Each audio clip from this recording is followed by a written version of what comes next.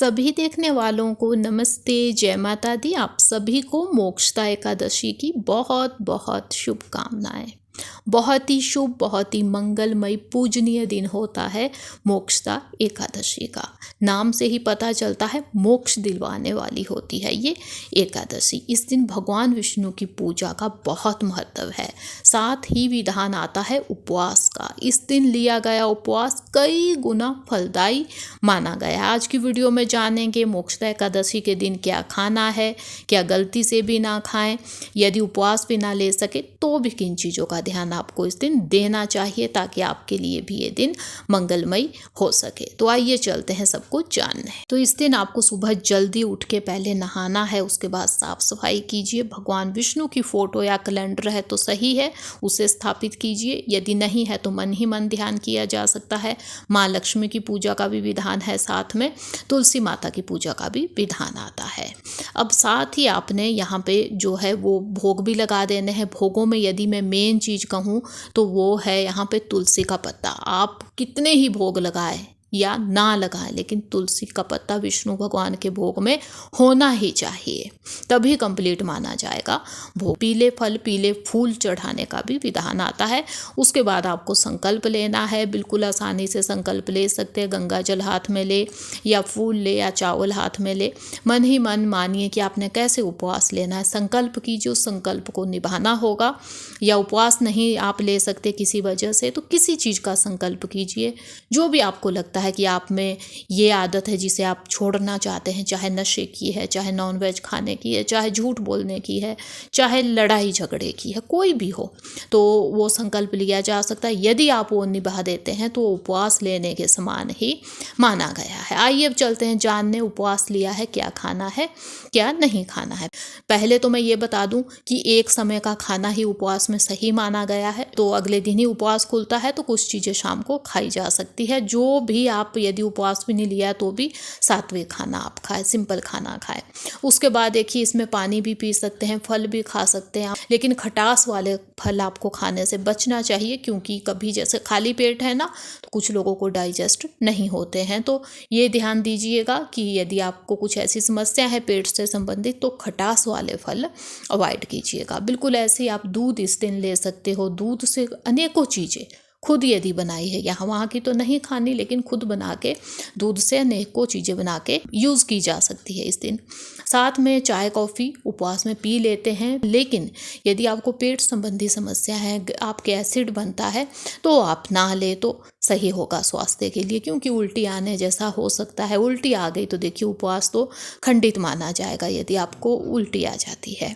तो ये ध्यान देना है। यदि डाइजेस्ट होती है तो ले सकते हैं चाय आप, लेकिन यदि नहीं होती है तो मत लीजिएगा। उपवास लिया है तो आप साबूदाना ले सकते हैं। जो भी चीज़ें ले कम क्वांटिटी में ले। एक टाइम बड़ी हद या ज़्यादा हेल्थ इशू है 2 टाइम, उससे ज़्यादा नहीं खाना चाहिए।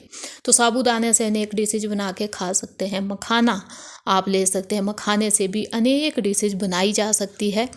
तो ये आपको ताकत भी देगी उपवास लेने की। मखाना काफ़ी हेल्दी होता है, आप भून के ऐसे भी खा सकते हैं। उसके बाद जो उपवास के जितने भी आटे आते हैं उन्हें भी खाया जा सकता है, उनसे अनेकों डिशेज बना सकते हैं। यदि मैं उपवास की बात कहूँ केवल सेंधा नमक ही यूज़ किया जाता है।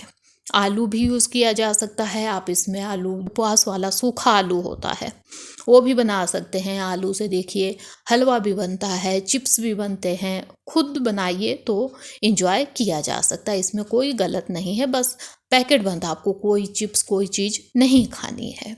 उसके बाद कद्दू। यदि मैं शाम की बात कहूँ एकादशी को, तो शाम को तो लोग देखिए हल्का फुल्का खाते हैं, तो आप कद्दू की सब्जी या कद्दू का हलवा बना के खा सकते हैं। बहुत सही होगा, इसे खाना शुभ माना गया है। बिल्कुल वैसे ही जो घी या लौकी जिसे कहते हैं, दूधी भी कहते हैं कुछ लोग, इससे भी आप हलवा या हल्की फुल्की सब्जी बना के खा सकते हैं। उपवास के लिए दोनों ही चीज़ें अच्छी होती है, घिया भी कद्दू भी, दोनों चीज़ों को एंजॉय किया जा सकता है। तो ये चीज़ें ले सकते। आइए अब चलते हैं ये जानने कि आपको खाना क्या नहीं है, क्या है बिल्कुल निषेध। वो है चावल। एकादशी कोई सी भी हो, चावल बिल्कुल निषेध है, इसे गलती से ना खाएं। साथ ही साथ नॉन वेज यानी कि मीट, अंडा हो गया, आपके मछली, जो भी मीट है, नॉन वेज चीज़ें, वो बिल्कुल नहीं खानी है। यदि आपने उपवास लिया तो आपकी फैमिली के कोई लोग भी इसे नहीं खा सकते हैं। बिल्कुल वैसे ही तामसिक भोजन में ही आता है लहसुन प्याज, तो लहसुन प्याज नहीं खाना है। उपवास लिया है तो देखिए उसमें अनाज तो कोई खाया ही नहीं जाएगा। बहुत से अनाज, एक किसी भी अनाज का जो इस्तेमाल है वो उपवास में नहीं किया जाता है। तो ध्यान दें कि किसी चीज़ में अनाज की मिलावट ना हो। कोई भी पीसे हुए मसाले, जो पैकेट बंद मसाले आते हैं, उपवास में उनका यूज़ गलती से ना कीजिए, मिलावट हो सकती है। नशीली वस्तुएं, कोई सी भी नशे की चीज़ें हो, वो उपवास में आपको कतई लेनी नहीं चाहिए। यदि आप ये चीज़ें लेते हैं तो उपवास आपका खंडित माना जाता है। उसके साथ ही जो सफ़ेद नमक होता है, जो डेली हम देखिए दाल सब्जी में डालते हैं, वो लेना भी बिल्कुल मनाही की गई है। उसकी भी साथ ही इसमें कुछ खास नियम भी है, जैसे लड़ाई झगड़े में ना पड़े इस दिन, वाद विवाद किसी से मत कीजिएगा, आपकी वजह से कोई भी दुखी ना हो, इस चीज़ का विशेष ध्यान दीजिएगा एकादशी वाले दिन। साथ में दिन में सोने से बचिएगा, हो सके तो दिन में मत सोइएगा। तुलसी का पत्ता निकालना एकादशी को बिल्कुल निषेध है। तुलसी माता की पूजा की जाती है, भोग में भी तुलसी का पत्ता डालना है, लेकिन वो एक दिन पहले निकाल लें। एकादशी के दिन ये गलती मत कीजिएगा। उसके बाद आपकी फैमिली में जो बड़े लोग हैं, चाहे आपके मम्मी पापा है, भाई है, बहन है या दादू नानू है, उन्हें गलती से भी अपशब्द मत कहिएगा इस दिन। ऐसे तो देखिए कभी भी इन लोगों को हमें अपशब्द कहना ही नहीं चाहिए, लेकिन ये खास दिन है। इस दिन यदि आपने ऐसी गलती की तो इसका दोष लगता है, तो ये गलती मत कीजिएगा। इन सभी का सम्मान कीजिए। यदि आपको इनका आशीष मिल गया, समझिए भगवान विष्णु का आशीष आपको मिल गया है। अब इस दिन दान का बहुत महत्व है। कहते हैं किया गया दान कई गुना वापस हमें मिलता है, तो इस दिन दान की बहुत ज़्यादा महिमा है।